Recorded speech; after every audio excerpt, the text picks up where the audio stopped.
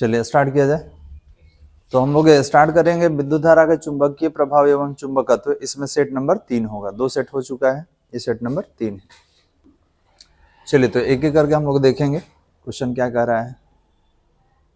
इसमें टोटल कितना है, 23 क्वेश्चन है।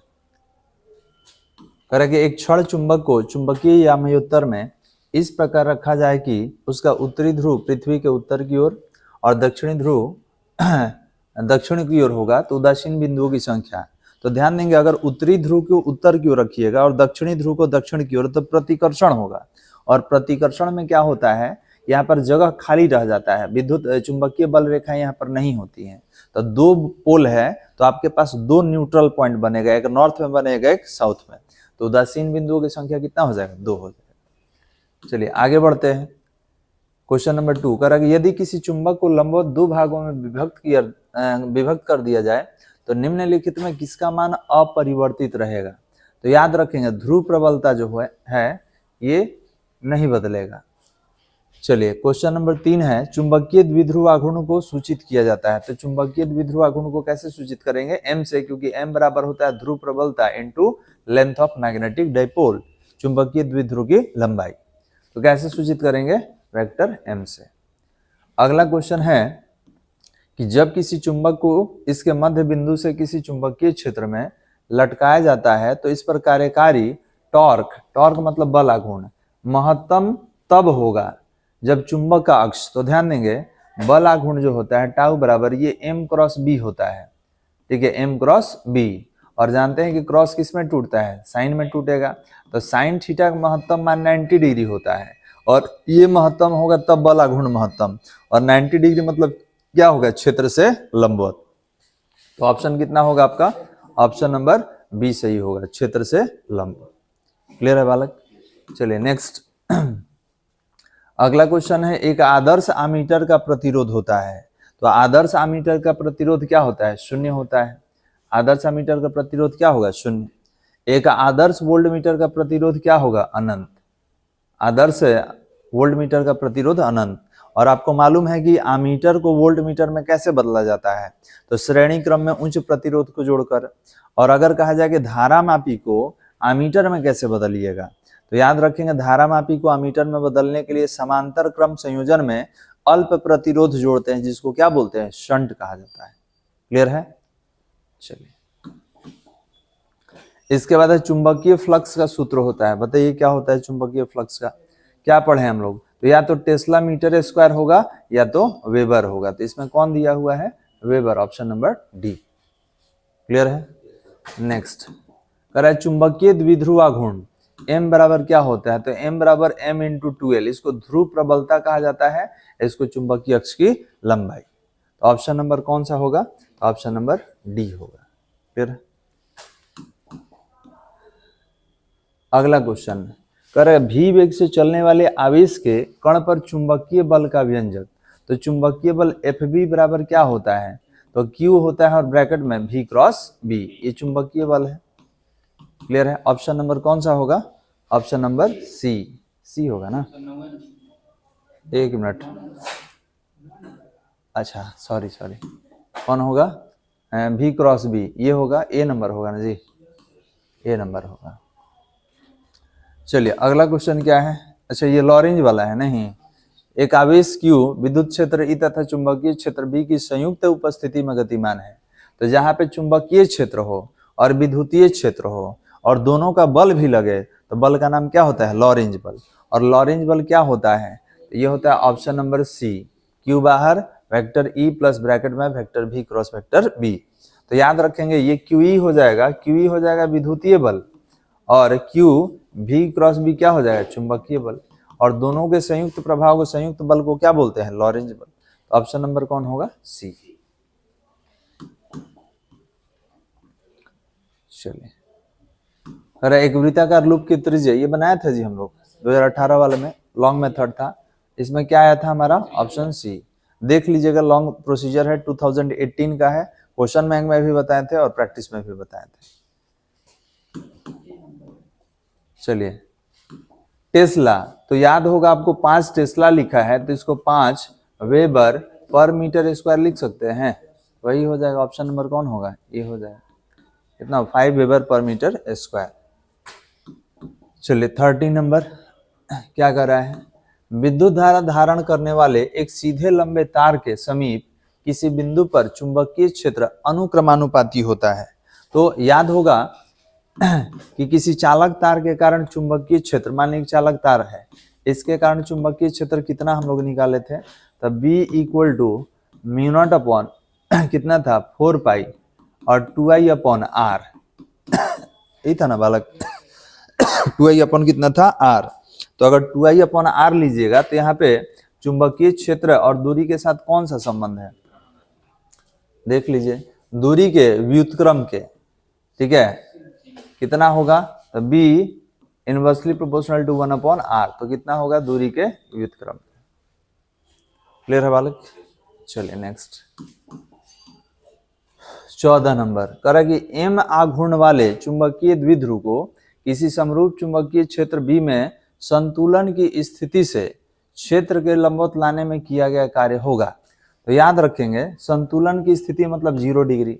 तो हमको ये बताइए कि यहाँ से यहाँ तक अगर मैग्नेटिक डाइपोल को घुमाना हो, ठीक है, तो 90 डिग्री है ना, तो इसके लिए काम कितना कीजिएगा, तो MB 1 minus cos theta, 1 minus cos theta. तो अगर संतुलन की स्थिति से लंबवत, संतुलन की स्थिति 0 डिग्री और लंबवत मतलब 90, तो 0 डिग्री के लिए 1 है और यहाँ पर कॉस कितना होगा 90, कॉस 90 का वैल्यू क्या होता है 0। तो W इक्वल टू कितना होगा MB 1 माइनस 0 1 ही हो जाएगा। तो आपका वर्क डन कितना होगा MB। ऐसे भी पढ़े थे, उसमें P पढ़े थे, याद है, विद्युतीय क्षेत्र विद्युत स्थितिकी में कार्य करने के लिए वर्क डन कितना था P, तो यहाँ क्या होगा MB होगा। अगर यही 180 चलता तो 2 MB। क्लियर है बालक। तो ये कहाँ पूछा है हमसे, कह रहा है कि समरूप चुंबकीय क्षेत्र B में संतुलन की स्थिति से मतलब 0 से लंबवत लाने में कितना काम कीजिएगा, तो हम कितना काम करेंगे MB करेंगे। चलिए कह रहा है कि चुंबकीय आघूर्ण M की दिशा कहाँ होती है, दक्षिणी ध्रुव से उत्तरी ध्रुव की ओर होता है।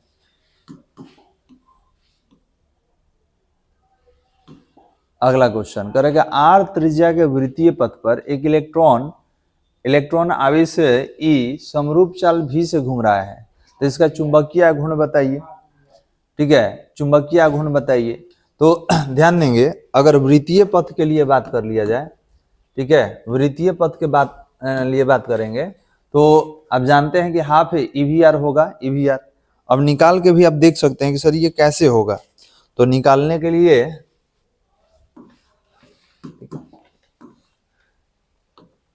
16 नंबर क्या है दिया हुआ, क्या है, तो कोई वृत्तीय पथ है, तो वृत्तीय पथ पे त्रिज्या होगा और इस वृत्तीय पथ के अनुदिश गति हो रहा है v वेग से।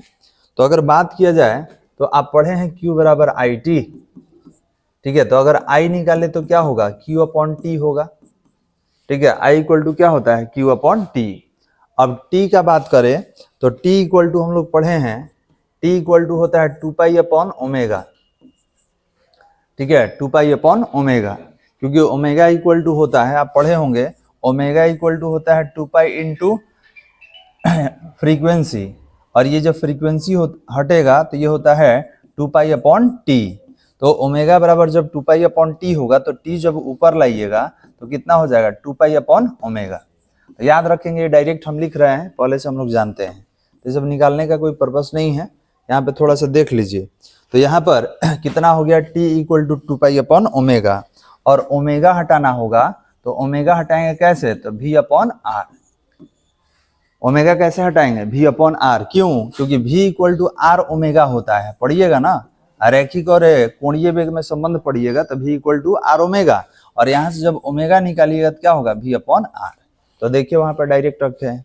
अब उसको क्या करेंगे, उठा के हम यहाँ रख लेंगे। ठीक है, तो बताइए q इक्वल टू, अच्छा इसको हम लोग चेंज भी कर सकते हैं, अगर आगे हटाना होगा, जैसे I इक्वल टू आप Q अपॉन टी लिखे हैं ना, तो आवेश को इलेक्ट्रॉन से हटा दें, आवेश को इलेक्ट्रॉन से हटा देंगे, अभी पहले हम लोग देखे थे।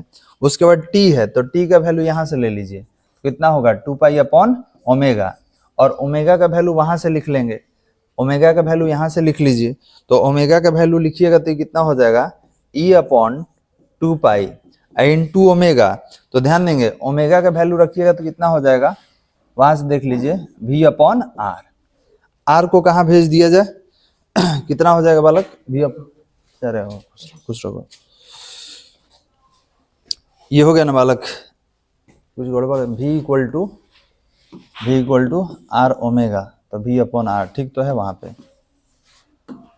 ये कितना हो गया, टी को हटा दिए किससे हम, टू पाई अपॉन ओमेगा, हाँ ठीक है। और 1 अपॉन ओमेगा, ओमेगा के जगह पे हम लोग क्या रख दिया जाए, अच्छा यहाँ आएगा ना, यहाँ पे नहीं आएगा, यहाँ पे आएगा ना बाबू, ठीक है, थोड़ा सा इसको सुधारने दो। कितना होगा 2 पाई और ओमेगा की जगह वहां से लेके आइए v अपॉन आर। क्लियर है बालक। चलिए तो अब कितना स्टेप हो गया, 1 2 3 4।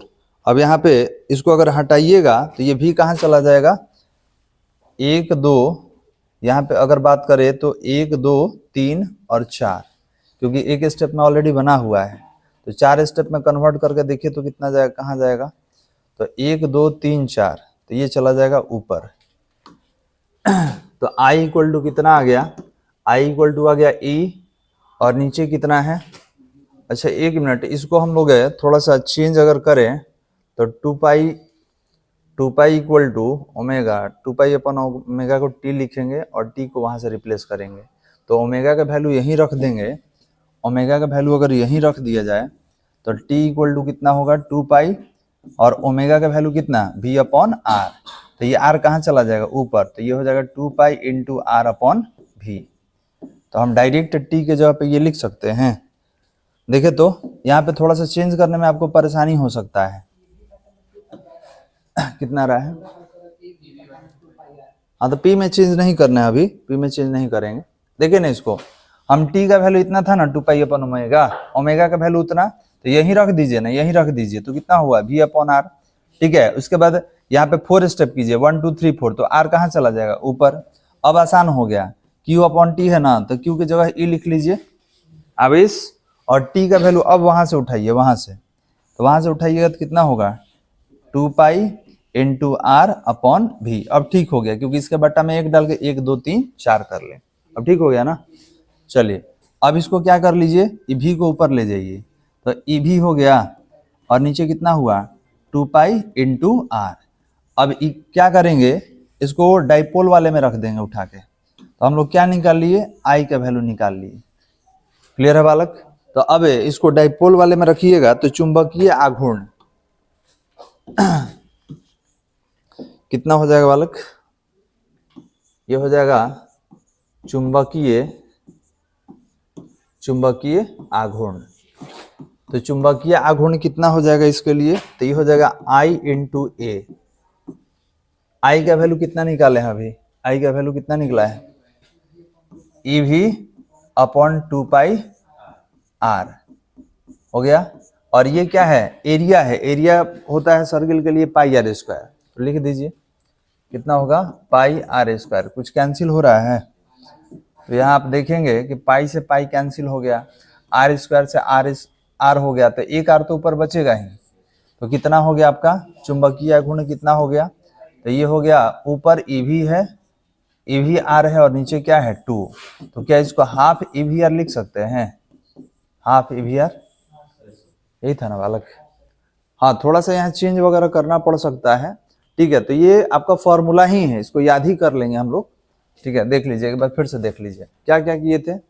तो सर्कुलर क्वाइल है, इसमें आर रेडियस है, इस सर्कुलर पाथ पे करंट मूव कर रहा है, तो Q equal to I T होता है, तो I equal to Q upon T होगा। अब T equal to 2 pi upon omega होता है, और ओमेगा होता है V अपॉन R, क्योंकि आप लीनियर वेलोसिटी दिए हैं, रैखिक वेग दिए हैं, तो इसको हम क्या करेंगे हटाएंगे, तो omega equal to V upon R, इसको यहीं रख दीजिए, रखिएगा तो R कहाँ चला जाएगा ऊपर, तो T equal to 2 pi into R upon V। अब इस T का वैल्यू यहाँ पे रखेंगे, इस T का वैल्यू यहाँ पे, तो अब इसकी जगह E लिख लिए और T का वैल्यू वहां से रख लिए, ये भी कहाँ चला जाएगा ऊपर, तो EV upon 2 pi into R हो गया। अब चुंबकीय आघूर्ण क्वाइल के लिए निकालेंगे, वो M इंटू 12 जो आप लेते हैं ना, वो डाइपोल के लिए होता है, क्वाइल के लिए कितना होगा, तो I इंटू ए। अब ये कितना होगा, I का वैल्यू इतना हो गया, एरिया कितना होता है पाई आर स्क्वायर, सॉल्व कीजिएगा तो कितना होगा हाफ EV आर। क्लियर है। चलिए नेक्स्ट, हो गया ना, 70 नंबर से आएंगे तो इसमें कौन हो जाएगा आपका, इसमें हो जाएगा बी नंबर। तो अभी निकाल के देख लिए, आगे से आप याद ही रखेंगे, ठीक है, आगे से क्या करेंगे आप इसको याद ही कर लेंगे।